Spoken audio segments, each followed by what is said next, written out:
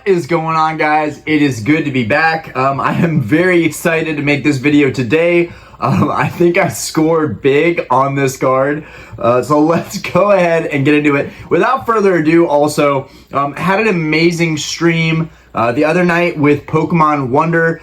Justin, thank you so much for having me on. If you guys haven't, go check out Pokemon Wonder's channel. Right now he's done a couple podcasts recently with other Pokemon YouTubers in the space. And I really think he's going to go places. I had an absolute blast on that stream and would highly recommend going to check that out. Okay, so guys, today we are going over a card that I literally picked up less than a half hour ago. So I'm really excited to talk about this card and announce that I am one step closer to completing my my gold star set. Now, I have not gone after any of the cheaper cards in the set. I am really trying to cross off the most expensive cards first. Not for flex reasons, more so just because I think those cards are going to appreciate faster. Every week, every month, I'm seeing these cards get a little bit more expensive. And the deal I made with a friend of mine on this card was there was an auction for this card going up, had a couple flaws, but I told him, like, look, I want to see where this auction ends, because if the market is trending a little bit lower on this card right now than the previous sales, then I want to be in the know and I want to make an informed decision. As of today, that card after tax is actually a lot more than what I spent on this card, and the auction isn't over yet, so it could go more. The reason that I picked this up today was because I don't want to make it even harder for myself to get this card. If the auction ended up running to 3.1, 3.2, $3,200, then he might not have been as willing to me to sell this card for what he sold it for. So let's go ahead and get into it. These are some of the most iconic legendary Pokemon from Generation 3. If you played Ruby, Sapphire, Emerald, you're going to love this Pokemon. You're going to know this Pokemon very well. I'm really more of a fan of its counterpart, sister, brother Pokemon it's paired with. But here we go. Let's reveal it. We've got a beautiful, gorgeous Gold Star Latios. Absolutely stunning. Beautiful condition. Really, really well centered. There are no swirls or anything like that, but as you guys can see, we have a beautiful triple hollow orb right here. Also, I don't want to get any gold stars that are super old certs. I might have to. I might not have an option as far as trying to complete the set. But as you can see, this is a 64 millionth cert, so it's relatively, I wouldn't say fresh, but it's relatively recent. Right now we're in the 80 millionth certs and chugging upwards there. But still, I have a couple cards that are in the 60 million certs, and they're pretty good. And it hasn't been sitting in the slab for too long. And let's go ahead and look at the back here. And then we're going to go ahead and talk about the populations of these cards. As you guys can see, the back is pretty much flawless. The only issue on the back is one white dot right there. So the back is flawless. It's really, really well centered on the front. Absolutely gorgeous card. Now, like I said, I'm actually a much bigger fan of the Latias. The reason is, in the shining form, in the gold star form, the Latias is actually gold, and it just looks exceptional. It looks like a jet plane. I like the Latios too, and the reality is that the Latios is very, very rare, super low pop. So I believe that the Gyarados is 160 something population and a 9, the gold star Gyarados, whereas this Latios is even lower than that. We recently, so the only other Latios that's up on eBay right now, I think it's about $3,000.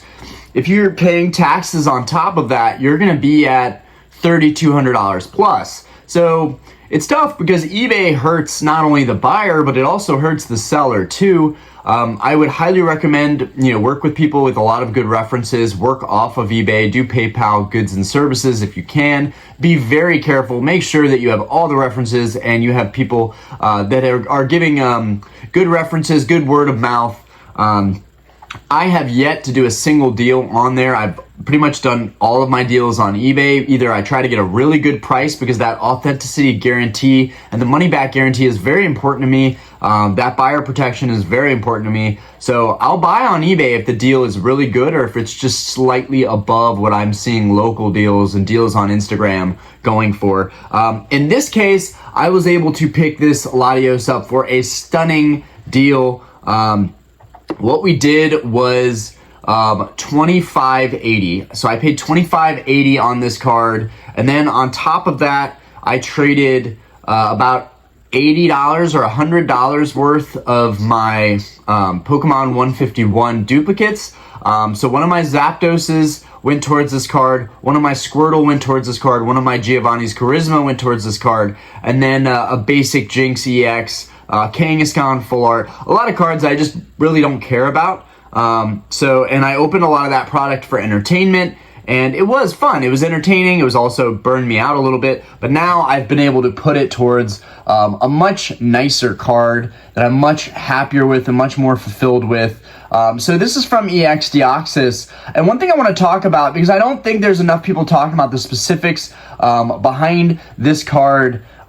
So EX Deoxys is known for a lot of print errors. The same with Holon Phantoms with the print lines. A lot of these E-Series cards have a lot of print issues. And that is not, this one is not immune from that. So this card, you guys won't be able to see it, but on this card, there's some slight silvering up on the top. You might be able to see it, probably not. You guys can see that right there.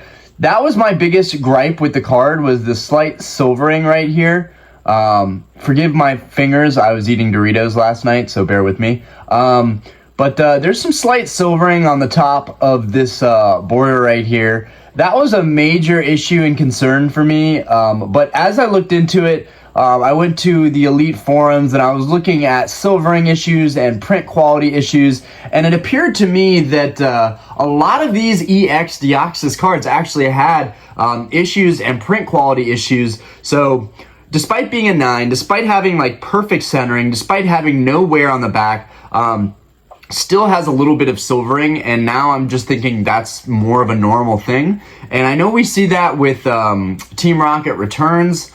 So a lot of these sets from 2003 up to 2007 all have kind of issues similar to that. So I just wanted to bring that up to the surface and also say that these rarely ever pop up on eBay, and when they do, they typically go for the really high 2s, like 2.8, 2.7, 2.9, or they go even past that at 3. So this will be really interesting today. It'll be very validating to see if this card on eBay that's going up for auction right now, with only 7 days up for auction, and it's already at $25.50, which puts it above what I paid for the card, because I would still have to pay taxes on that. I would have to pay shipping on that. I would have to wait on that. The card had a scratch on the back of it, and it had a piece of plastic from a recase, a reholder, still stuck inside with the card, and I was concerned that that could either be attached to the card or inside of the case.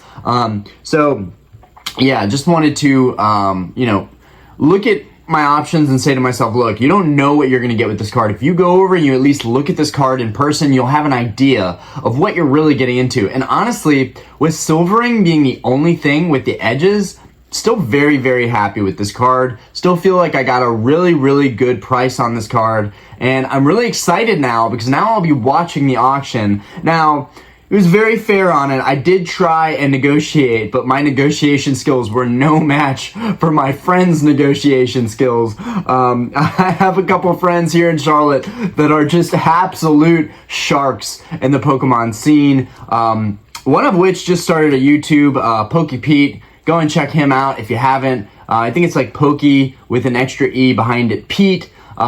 He has a lot of these Grail cards, a lot of the crystals. These guys were the ones who were very influential for me locally to start getting into these cards and appreciating the upper echelon of Pokemon or what have you. I really wasn't that interested in Gold Stars when I first took a look at them. I thought the arts were kind of cool, but I didn't really understand the price of these cards. Now, knowing what I know about these cards, it all makes sense what they're priced at because there's so few of them.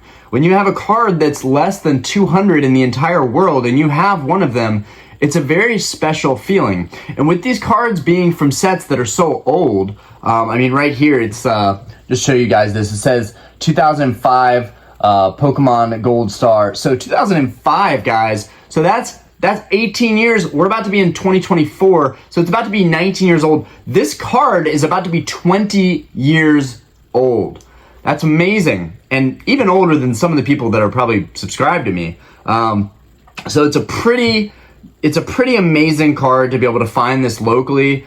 Sometimes I will still pay a premium on buying cards locally. If you're in Charlotte and you have some cards that you want to offload and you want to talk to me about it, I might be an interested buyer. But one of the things that I was pointing out, and this is just a general thing that you can use if you are negotiating. I think in this case, the card is so rare that it just doesn't matter. It doesn't matter if you could get less on eBay. It's just hard to find this card, and he was just going to keep this card if I didn't buy it. So it was really, really tough trying to negotiate for this card. But one thing that you can always use in negotiation is, okay, so this card sold on eBay for this much. Okay.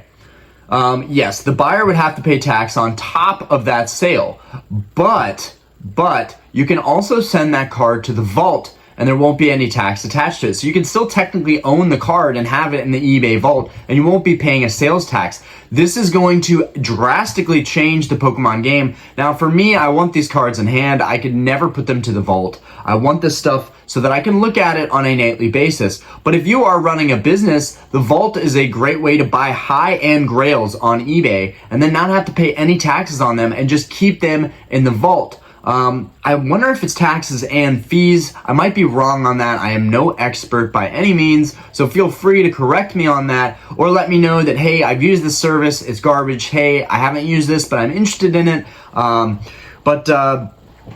One thing, another thing you can use is, okay, let's say the card goes for, it was at $25.50. And I used this was a part of my negotiation, but I also kind of believe that it's going to go for even more than that. It's probably going to end at around $2,700 or $2,800. We've also seen this with the Gold Star Pikachu. That card was in the $2,000 range, hovering around there. I paid $2,300 from the same person that I bought this card from, and it ended up being a really great win-win for all of us. That card recently sold in auction for $2,750, putting it at $3,000, and I was able to pay $2,300 cash. So right now, I think is the time to absolutely be jumping on the Gold Star bandwagon. And I shouldn't be saying this because I'm just going to be creating more competition for myself, but it is the truth. I think these cards are about to move soon, and if you're interested in something that is going to appreciate really nicely and really never increase in population because these sets are just old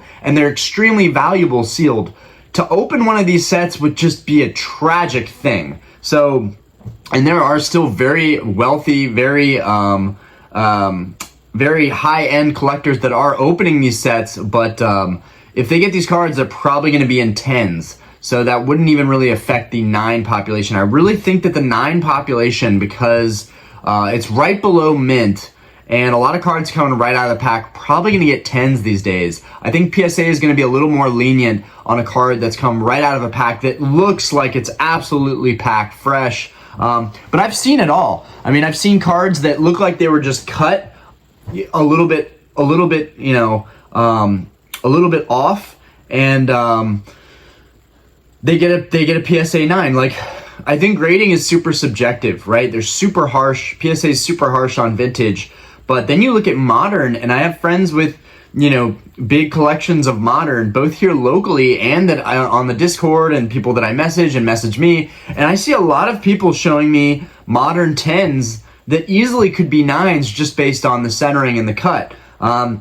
So I think it's very subjective, and maybe even worth buying Gold Stars that are in 9s like this one and resubmitting them potentially and trying to get those 10s because there are just so few of them out there. And with vintage, it's really, really hard to say if it's a factory flaw or a factory error. So one of the points that I was trying to make, I'm kind of going off on tangents here. PSA is super subjective, but if this card, so it's an auction right now, $25.50. It might have even gone above that since I checked this morning. But if it's an auction at $25.50 and it ends at $2,600 or $2,700, the seller is going to take a 13% fee hit on that, unless they're a big name seller where they're only paying like 4 or 5% on fees. Z&G Emporium, maybe Catch 'em All Collectibles is on that level too. TCA Gaming, I know he's on that level. You know, I know Russ's got to be paying a super low fee, but you know, if you're paying a low fee, this works out better for you. But if you're paying a 13% fee, right, and it ends at $2,700, it would actually in reality be ending, it would really, the seller would only be getting $2,400. So I really feel like I should have paid even less for this card. I want you guys to let me in on what your strategy would have been in this situation, what you would have paid for this card. Did I do really well on this card? I think at the end of the day, I think in a couple weeks, couple months, I'm going to look back on this card and be like, you crushed it on this card. 1, because I paid well under market. 2, because I paid cash and avoided paying any taxes or fees. And 3, because I traded a couple of my 151 singles and was able to offset that a little bit. I paid $25.80 or $25.60, and then I added $100 plus worth of 151 singles, of which I had a Zapdos that had a ding on it. He was okay with that. It was for his brother, which, you know, kudos to him. He's literally picked up a card just to give it to his brother. Those are the kind of people that I'm buying cards off of. And the other thing is, the guy that's auctioning this card off right now on eBay, I'm not gonna lie, he was a complete D-bag to me. Like the first message that I sent, I got a really bad response, and it was fine after that. Like we ended up talking after that, but you know, I pointed out multiple flaws with the cards, and that stuff should have been way more upfront. It should have been pointed out from the get-go. It's crazy. If you are in the market for these cards, do your due diligence. Ask a million questions and don't feel bad about it, because you know what? It is not your job to hold the bag for people that are selling these high-end cards. If you see flaws, stay away from the card, okay? Because they already have the card. They already have to sell the card. You have the option. There are so many of these still out there. Yes, the populations are low, but they're also super liquid and expensive. So people, when they want to get a little cash quickly, they're going to put these up for sale. So you should see more cards like these highly coveted gold stars going up for sale. Do as I say, not as I do, right? Because I am still gunning for all of these cards. I am still trying to rapidly collect all of these in a short period of time, which can be very detrimental, right? It's financially, it's a tough goal to go after, but the bar has been picking up a good bit. I'm starting to make more tips than I was making ever. And on top of that, the YouTube is doing well. And then also today I did sell a theme deck. Shout out to that buyer from Mercari. You know who you are. I did sell a theme deck for about $100, so that will help offset the Latios even more for me. I think I picked that theme deck up for $20 or $25 because I had to pay another $5, $10 for the holo. So, and I'm getting $100, probably $80 after fees. They paid shipping, so that also offsets the card a little bit. Kind of gets me closer to my $2,500 baseline that I really wanted to pay on this card. So I think at the end of the day, everything really works out on this card. One more time, we're gonna show this card off, and then I'm gonna let you guys go. We're coming up on that 20-minute mark. I'm trying to keep these videos a little bit shorter. I do want to say I'll probably save talking about PSA in another video, but grading is very, very subjective. And while I look at this card and I see a PSA 10, aside from the edgeware, which really could just be factory, you know, they looked at this card and they gave it a 9. So it is what it is. Absolutely beautiful card. I am so thrilled to have this card. Now we have a couple now in the mix. We've got a couple here in the mix. I've got these 5 gold stars in front of me. So we've got gold star. I think there are 28. I want to say 28 gold stars. I should know this, right? But I think there are 28. 2 of them are non-holos, the Umbreon and the Espeon. I really don't want those because they are non-holos. There's no point for me to go after a card when I look at it and there's no shimmer, there's no shine on these cards. Like, even my cheaper end cards like Suicune, Entei, Raikou, these cards are absolutely gorgeous. And in my opinion, the Gold Star Legendary Dogs are extremely undervalued. I know there's a ton of them out there, but the holos are beautiful. If these cards right here had lower populations, I know, and everyone is probably gonna agree with me on this, if these cards had lower populations, they would be worth so much more. Like, and honestly, I think that these are gonna be moving up to $400 a piece soon. Right now, they're about $330 a piece. I would not, maybe $350. I would not pay a dime more than that. I paid $330 a piece for these. I paid $1,000 flat for all three of these, and then I didn't have to pay taxes on that. In fact, every single one of these, my Legendary Dogs, this Gold Star Gyarados, which did come from PokePete, but was previously this seller's card as well, the EX Deoxys, and my Gold Star Pikachu. Literally only my Groudon and my Rayquaza are the only ones that I picked up from other sellers. So it's just because it's so hard to work with people on these cards. No one wants to let these cards go. No one wants to sell them for market or slightly under market because they know if they wait, they can get more than that. It's very competitive with these cards. So it's just funny though that all these cards are really from the same person. You know, and just between Latios, Gyarados, and the Entei, Suicune, Raikou, right there, I'm pretty much looking at $7,000 of cards just between these five. It really gets crazy when you get into the Shining cards, whether it's Unlimited or First Edition, the Crystals, and the Gold Stars. More and more people are collecting these cards because they are just the first ones that are not going to be obtainable anymore. Those are going to be tough cards to find. Along with that, I would throw in First Edition base set is also kind of the Grail status. Like, those are going to get harder and harder to pick up. There are a lot of them out there. People have always said, oh, there's so many of those out there.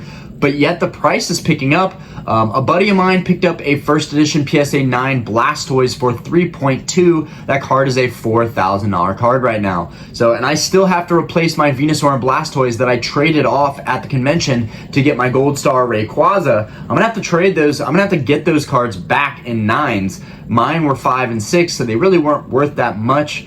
But the 9s are thousands of dollars. So to replace those cards, it is going to cost me an arm and a leg. So I'm only hoping that the channel will do well. I can maybe sell some more stuff online, and then, you know, maybe the bar, I'll start kicking in some more tips at the bar. I'm really trying to build up my bar. If you're local to Charlotte and you want to pop in and talk Pokemon cards ever or sell a collection, just let me know. I'm in there 90% of the time. Anyways, definitely need to let you guys go. I hope you guys enjoyed this reveal. Another massive card crossed off for my Gold Star collection. Really happy about it. Anyways, peace out, guys. Have a fantastic day.